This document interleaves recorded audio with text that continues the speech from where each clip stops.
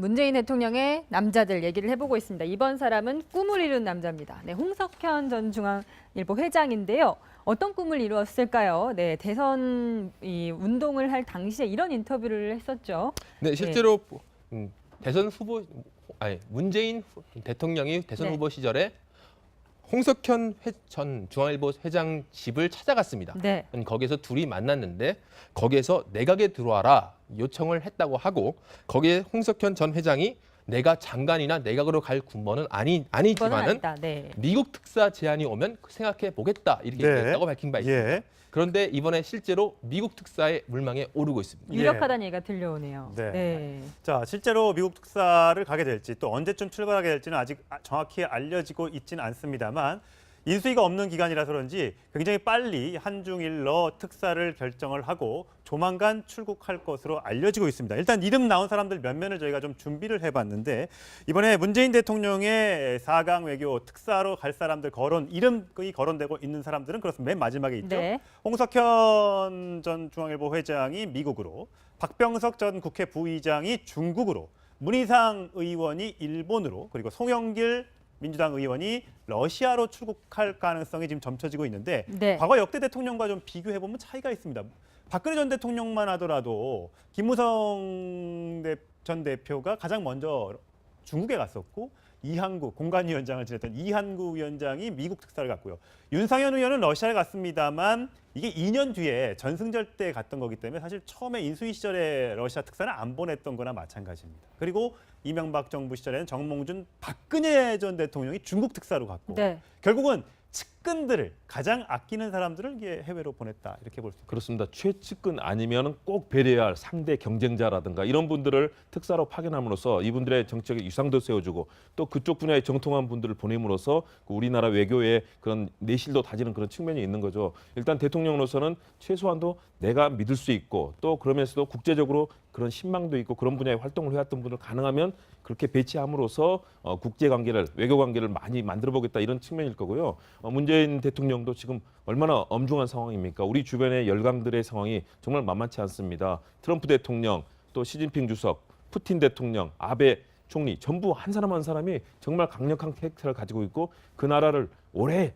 푸틴 대통령처럼 정말 대통령했다, 총리했다, 다시 대통령해도 지지율이 80, 90%로 오갈 정도로 막강한 영향력이 있고요. 트럼프 대통령 어떻습니까? 이런 외교를 지금 잘해야 되는데 그중에서 일단 홍석현 전 중앙일보 회장 같은 경우는 과거 주미대사를 했었죠. 그리고 유엔 사무총장을 꿈꿨는데 사실은 불발했던 상황도 있습니다. 그런데 중앙일보 회장 시절에도 굉장히 남북관계 외교에 대해서는 다양한 연설이라든가 또는 곳곳에서 그런 발언들을 많이 했습니다. 중앙일보에 글도 직접 쓰시기도 했는데요. 네. 거기서 국제적인 식견이라든가 한반도가 앞으로 평화 관계를 맞이하고 주변 국가들과 어떻게 해야 될지에 대해서 많은 그런 식견을 보여줬었거든요. 특히 주미 대사 시절에도 미국의 주요한 정치인들, 민주당이라든가 공화당이라든가 많은 그런 의원들과도 그런 그 관계를 네트워크를 맺어놨었기 때문에 역할을 할 수 있지 않을까. 결국은 대통령이 되거나 어떤 꿈을 이루지는 못했지만 그러나 미국 특사로 가게 된다면 최종 네. 확정된다면 우리 외교 관계도 발전시키고 또 네. 본인의 그동안 살아왔던 인생과 역정에도 맞다는 점에서 꿈을 이룬 남자 이렇게 얘기를 할 수 있을 것 같습니다. 예. 그렇네요. 네, 저희가 다음 문의 남자로 넘어가 보겠습니다. 돌아온 남자 누가 돌아왔을까요? 노영민 전 의원인데요. 시집강매 논란으로 굉장히 중징계를 받았었는데 어디로 돌아오게 된 건가요? 그렇죠. 이제 주중대사 얘기가 나옵니다. 네. 그 주중대사 이제 설에 나오는데 그 노영민 전 의원 같은 경우 이번에 아마 대선 과정에서도 캠프 내에서 조직을 제가 총괄했던 걸 알고 네. 있는데 그만큼 그 문재인 전 대표 시절에 아마 당직도 사무총장 했었나요? 네. 그래서 굉장히 좀 아끼던 문재인 대통령의 핵심 중 핵심이었는데 사실 그저 시집강매 논란으로 본인이 총선 불출마한 거 아니겠어요? 네. 그러니까 아마 문재인 대통령은 자꾸 아직 대선이 끝났는데 제가 문재인 대통령은 노영민 전 의원에 대한 약간의 좀 미안한 감정이나 그런 것들이 있을 거예요. 네. 그러니까 아마 배려를 좀 해주고 싶을 거고 주중대사 얘기가 나오는데 이게 이제 4강 대사들은 사실 보면 전문 외교관인보다는 어떻게 보면 실세라고 그러나요? 예. 대통령과 가장 믿을 수 있는 측근들이 갑니다. 그래야 이제 그 4강에서도 우리를 이렇게 배려하는구나라는 것을 알 수 있지 않겠습니까? 그렇죠. 예. 그렇죠. 그래서 이제 중국과의 관계가 사실은 박근혜 정부 말미에 좀 흐트러졌기 때문에 그것을 복원한다는 측면이라고 보면 문재인 대통령이 가장 아끼는 정치인을 보내는 카드, 저는 괜찮은 카드라고 봅니다. 참고로 네. 박근혜 정부의 초대 주중대사가 권영세 네, 전 권영세 사무총장이었죠. 대사였죠. 그러니까 네. 거기도 굉장히 측근이었죠. 권영세 전 총장도 사실 총선 당시에 사무총장을 했을 그랬었죠. 정도로 예. 저 친박 핵심 인사로 알려져 있지 예. 않습니까? 그러다 보니까 이제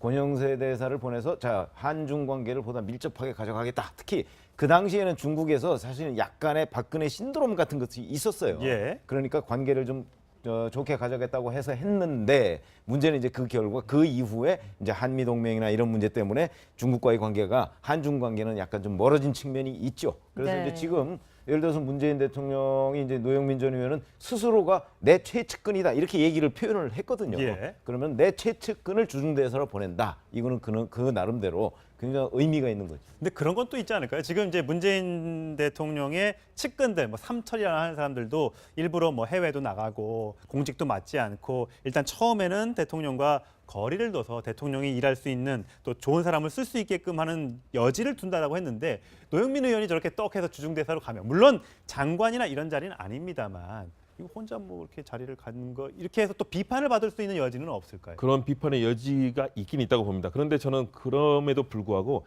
우리 현실 정치, 국내 정치에 직접 개입하는 그런 부분보다는 주중대사라는 자리를 만드는 것 사실은 약간의 거리를 두지 않습니까? 예, 예. 그리고 특히 주중대사가 과거에 비해서 정말로 중요한 자리가 중요해졌습니다. 됐죠. 예. 과거에도 이명박 대통령 때 유익 전 비서실장이라든가 또는 조금 전에 말씀해 주신 것처럼 박근혜 정부 때는 권영세 전 의원이라든가 이런 분들이 갔지 않습니까?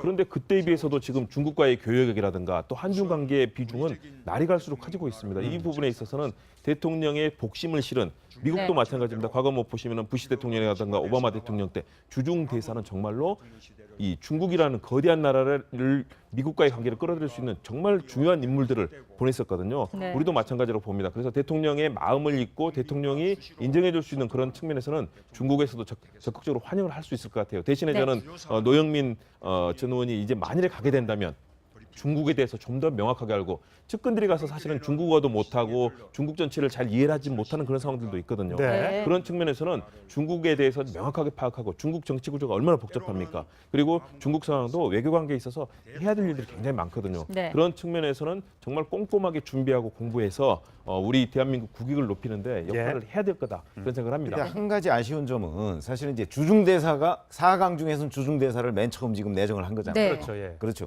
근데 주미대사는 어떻게 되느냐 하는 문제가 있어요. 네. 자, 미국은 사실은 노무현 정부를 계속해서 연상하게 돼요. 이 문재인 정부를 보면. 그러니까 노무현 정부 초기에 그런 거 있었죠. 동북아 균형자론이라는 게 있었습니다.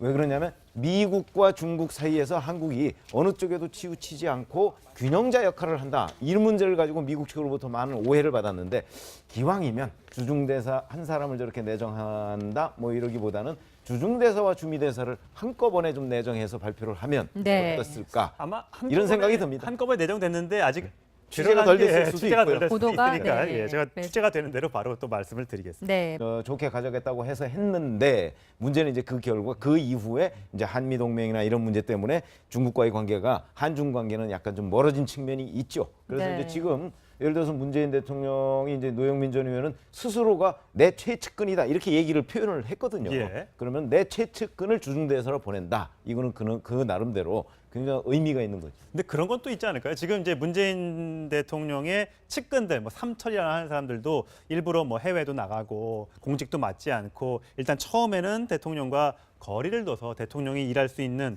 또 좋은 사람을 쓸 수 있게끔 하는 여지를 둔다라고 했는데 노영민 의원이 저렇게 떡해서 주중대사로 가면 물론 장관이나 이런 자리는 아닙니다만 이거 혼자 뭐 이렇게 자리를 갖는 거 이렇게 해서 또 비판을 받을 수 있는 여지는 없을까요? 그런 비판의 여지가 있긴 있다고 봅니다. 그런데 저는 그럼에도 불구하고 우리 현실 정치, 국내 정치에 직접 개입하는 그런 부분보다는 주중대사라는 자리를 만드는 것 사실은 약간의 거리를 두지 않습니까? 예, 예. 그리고 특히 주중대사가 과거에 비해서 정말로 중요한 중요해졌습니다. 자리가 됐죠. 예. 과거에도 이명박 대통령 때 유익 전 비서실장이라든가 또는 조금 전에 말씀해 주신 것처럼 박근혜 정부 때는 권영세 전 의원이라든가 이런 분들이 갔지 않습니까?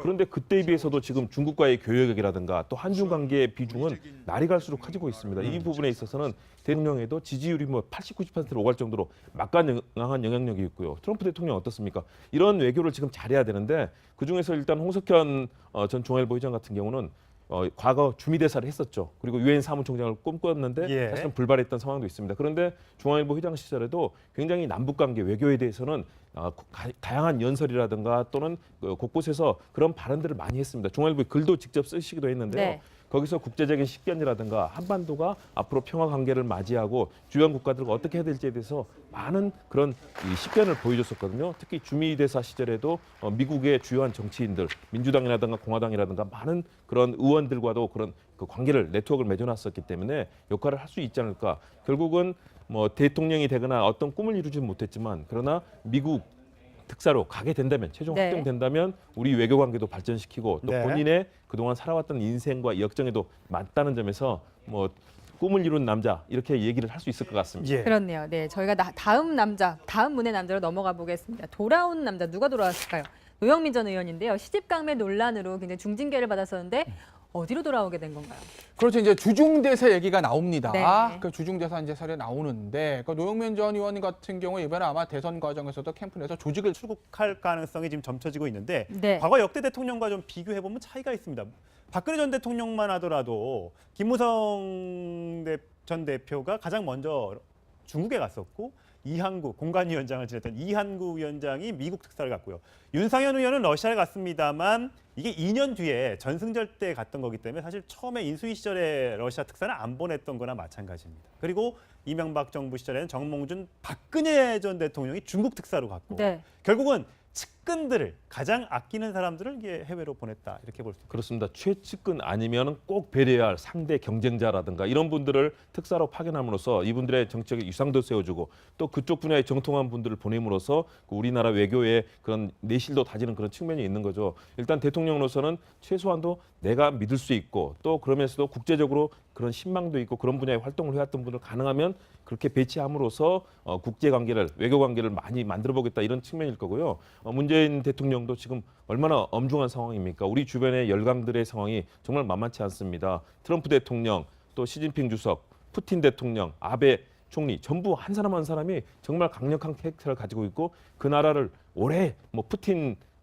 대통령처럼 정말 대통령했다 총리했다 다시 대통령 문재인 대통령의 남자들 얘기를 해보고 있습니다. 이번 사람은 꿈을 이룬 남자입니다. 네, 홍석현 전 중앙일보 회장인데요. 어떤 꿈을 이루었을까요? 네, 대선 운동을 할 당시에 이런 인터뷰를 했었죠. 네, 실제로 대선 후보 문재인 대통령이 대선 네. 후보 시절에 홍석현 전 중앙일보 회장 집을 찾아갔습니다. 네. 거기서 둘이 만났는데 거기에서 내각에 들어와라 요청을 했다고 하고 거기에 홍석현 전 회장이 내가 장관이나 내각으로 갈 군번은 이거는 아니지만은 아니다. 네. 미국 특사 제안이 오면 생각해 보겠다 이렇게 네. 얘기했다고 밝힌 바 있습니다. 예. 그런데 이번에 실제로 미국 특사의 물망에 오르고 있습니다. 예. 유력하다는 얘기가 들려오네요. 네. 네. 자, 실제로 미국 특사를 가게 될지 또 언제쯤 출발하게 될지는 아직 정확히 알려지고 있지는 않습니다만 인수위가 없는 기간이라서 그런지 굉장히 빨리 한중일러 특사를 결정을 하고 조만간 출국할 것으로 알려지고 있습니다. 일단 이름 나온 사람들 몇 면을 저희가 좀 준비를 해봤는데